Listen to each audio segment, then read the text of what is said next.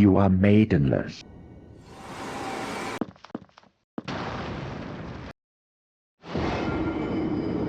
This is my homebrew demo of Elden Ring running on a real PlayStation 1. And no, this isn't a game pretending to have PS1 graphics, it's really running on original hardware. The PlayStation came out in 1994, almost 3 decades before Elden Ring was released, with just a 34 MHz CPU, 2 MB of RAM, and a megabyte of VRAM. It has nowhere near the kind of power you'd want for a modern AAA title like Elden Ring, which runs on hardware literally thousands of times more powerful. But like always, we try anyway. A couple of weeks ago, I made a version of Minecraft for the PS1, and along the way I had to figure out physics, camera movement, and a bunch of other basics. So I figured instead of starting from scratch, why not use the Minecraft engine as the base? I know it sounds hilarious, but it was genuinely our best choice, because it didn't take long before I had a working third-person version of Minecraft. The only problem was that the player character looked like a thumb. I dropped this generic PS1 night into the game, and immediately got a completely broken disaster. No textures or animations, and somehow it wasn't even upright. It was just face-planting on the ground, slowly dragging itself across the terrain, and even underwater. But after that, I finally got the real player character into the game. He was still T-posing with no animations, but at least he looked better than the thumb. I also swapped out the Minecraft-looking world for this flat procedural grid floor, which made it feel a little less like Minecraft and a little more like its own thing.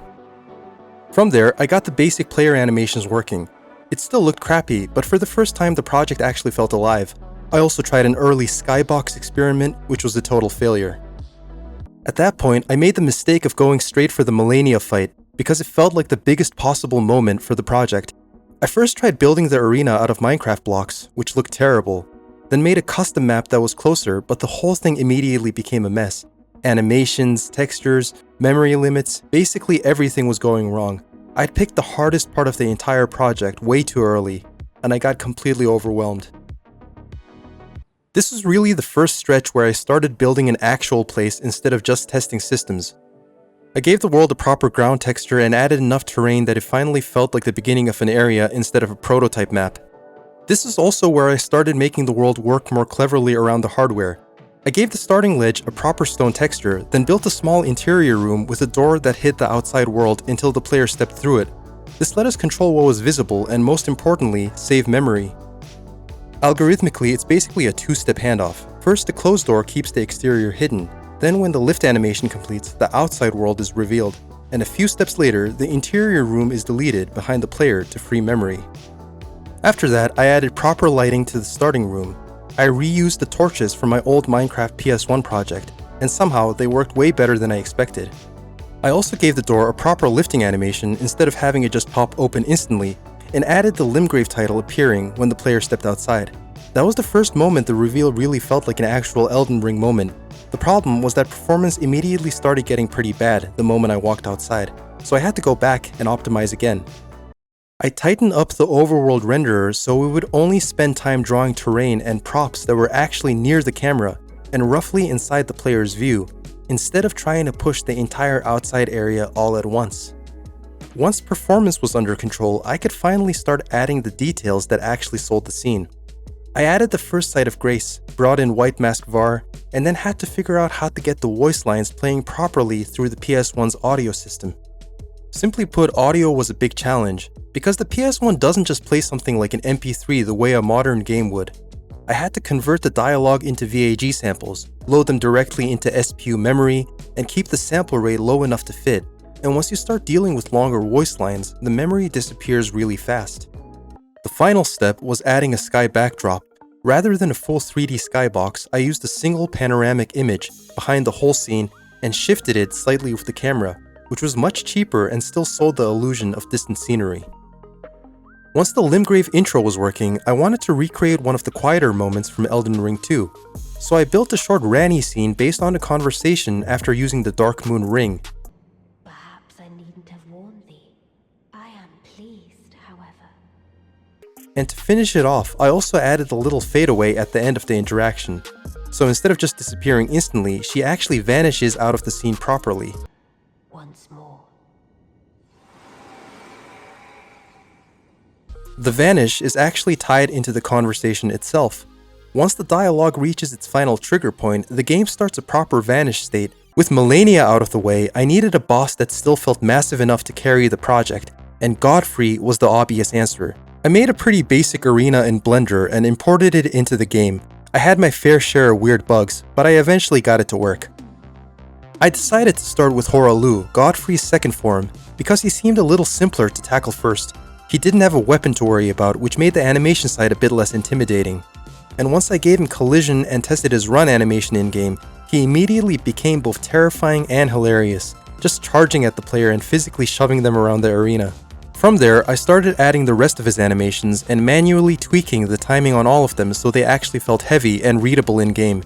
And even though the fight still wasn't finished, he already looked kind of incredible, way beyond what you'd normally expect from a PS1 game. Then I added a proper lock-on system using a small white marker on his torso, while the player's camera automatically rotated to keep him tracked. After that, I finished putting together the rest of the fight systems, like the boss health bar, the name card, and the player's own health and stamina. It was still a lot of work, but having already built similar systems for Dark Souls on N64 meant a lot of that knowledge transferred over surprisingly well, even across completely different platforms. Once Horalu was working, I shifted over to Godfrey's first form, and since most of the underlying systems were already built, it didn't take that long to get him working too. The main thing left was sound, but I had to be pretty conservative with it, because I was already running into RAM limits on the PS1. Memory was tight enough that I'd already had to split the Godfrey fight into 2 separate files just to keep the whole thing under control. All that was left at this point was adding a very simple title screen, and with that, the project was finally complete on emulator, but the last test still remained. I had to see whether the original hardware, a regular PlayStation 1 from 1994, could actually run it. And I'll let you judge that for yourself.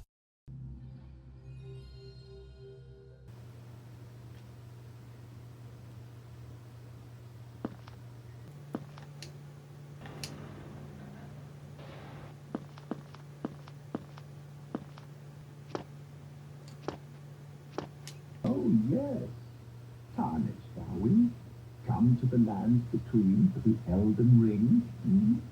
Of course you have. You are maidenless. We shall see each other once more.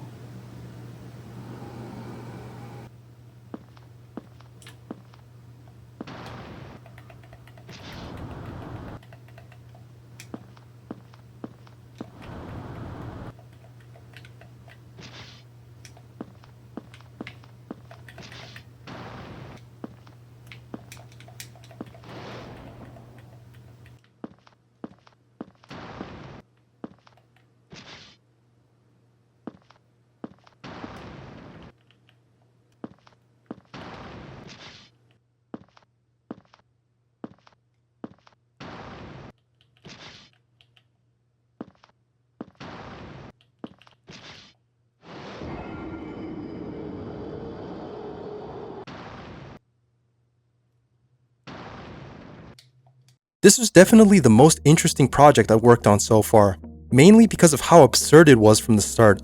Trying to force even a small piece of a 2022 game onto hardware from 1994 meant constantly fighting against the limits of the original PlayStation, especially its memory. More than once, the build just flat out refused to boot because I'd pushed it too far, and I had to keep cutting things back until it finally fit. And considering this whole project started from a completely unrelated Minecraft base, the fact that it turned into something that genuinely feels a bit like Elden Ring is still kind of insane to me. And that's where the project stands right now, a playable Elden Ring demake running on a real PlayStation 1. There's still way more that I can improve, but even getting this far is something I'm proud of. If you enjoyed this video, please consider subscribing as it really helps the channel. Leave a comment below suggesting what you want to see me do next, and I'll see you in the next one.